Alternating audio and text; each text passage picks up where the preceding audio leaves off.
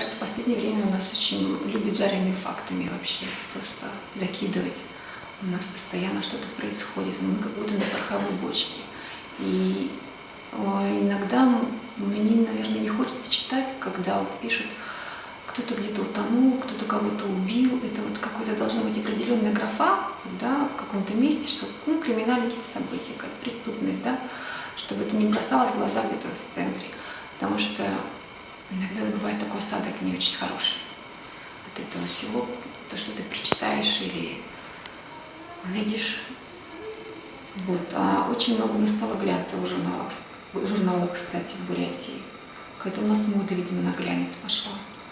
Людям может быть интересно, хочется модно выглядеть, быть в топе, фотографироваться на светских мероприятиях, потому что у нас все-таки теперь есть свой бомонд, есть своя публика светская, так скажем, которая выходит, и ты видишь одни и те же лица.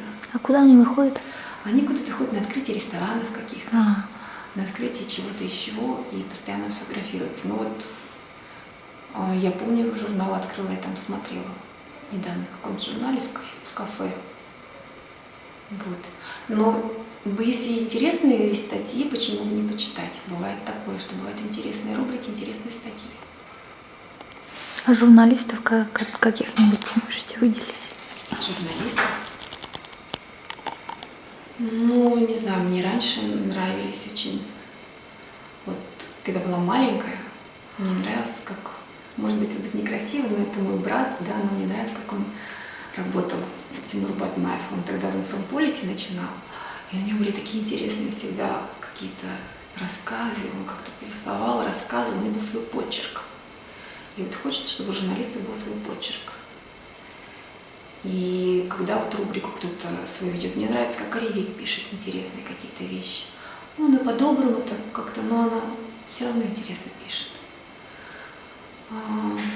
Потом я иногда захожу на страницу, вот, читаю, что пишет Гетманский.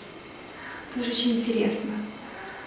Ну вот, очень много у нас журналистов, я как бы не хочу никого обидеть, но вот есть хорошие издания, а есть хорошие журналисты, так скажем.